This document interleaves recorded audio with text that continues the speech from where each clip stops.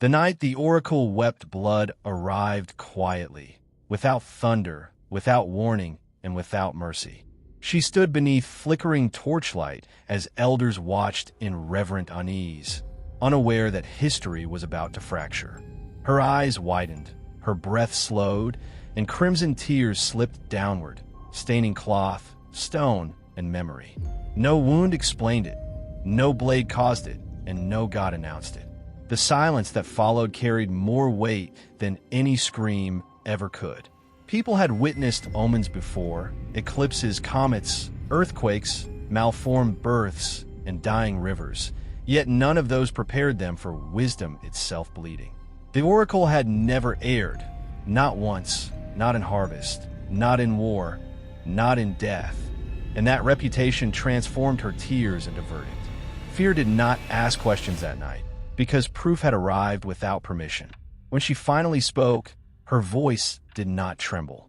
She said what was seen could not be reversed. She said the earth would remember every hidden crime. She said the sky would no longer warn, only observe. She said destruction would not rush, because despair required time to mature. Dawn rose on a world already altered. Blood carried meaning long before language learned to soften it. In ancient belief, blood was memory, lineage, covenant, and consequence bound together. When an oracle bled through tears, it meant fate itself had begun to unravel. This was not prediction. This was confirmation. The prophecy did not describe escape, because escape no longer existed. It did not offer repentance, because the moment for forgiveness had passed. It announced inevitability, and inevitability removes choice from human hands. That night divided time into before and after. Rulers questioned legitimacy. Priests hesitated before promises. Families abandoned future planning. Hope did not vanish immediately, because hope rarely dies quickly. Hope bleeds slowly. History pretends prophecy was superstition, yet entire civilizations organized reality around it. Ancient societies treated seers as strategic assets rather than mystics. When prophecy spoke, armies moved, borders shifted, sacrifices followed, and laws bent. In Mesopotamia, celestial disturbances were interpreted as royal indictments. A single eclipse could condemn a king before enemies ever arrived. Clay tablets recovered from charred ruins described nights of fasting and ritual confession, because fear had convinced people that obedience might delay annihilation. Rulers imprisoned substitutes to absorb predicted deaths, believing fate could be redirected through symbolic sacrifice. Sometimes the substitute died. Sometimes the king survived. The kingdom, however, often fell regardless.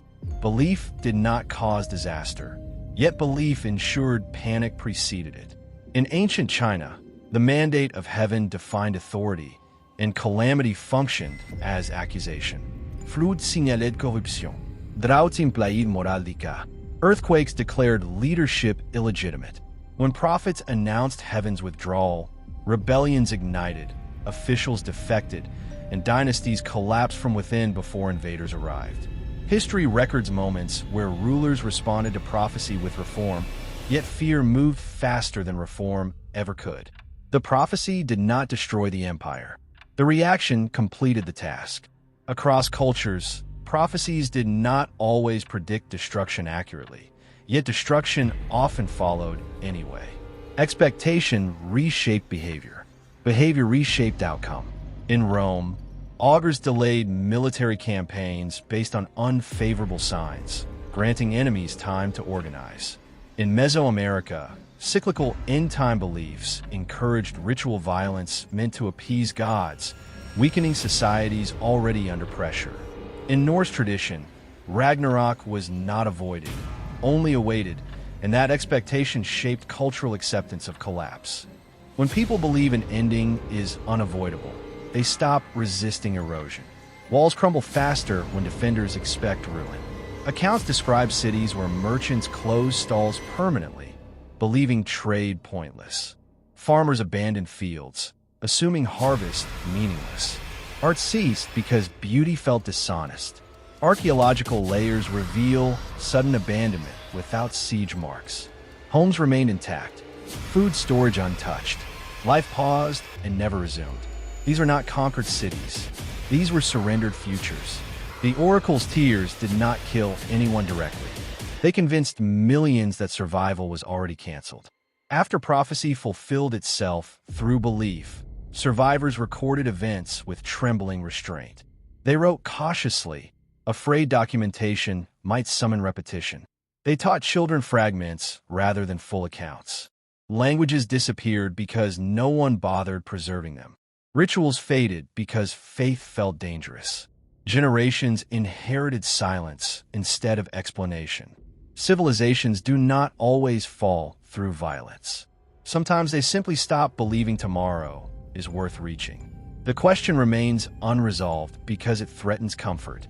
Did prophecy reveal the future, or did belief manufacture it? If destiny exists, resistance may be meaningless. If destiny does not exist, belief becomes the true weapon. History suggests one pattern repeatedly. Fear accelerates collapse faster than truth ever could. The oracle may have seen disaster. Human reaction ensured scale. Modern society pretends immunity, yet language has changed, not fear. Predictions now wear scientific clothing. Prophecies now arrive as data, projections, and warnings. Climate collapse, economic failure, global war. The structure remains identical. Forewarning, panic, reaction, self-fulfilling unraveling. The ancient oracle wept blood because the vision wounded her. Modern prophets speak calmly because distance protects them. The outcome, however, continues following the same pattern. The night the oracle wept blood did not end the world.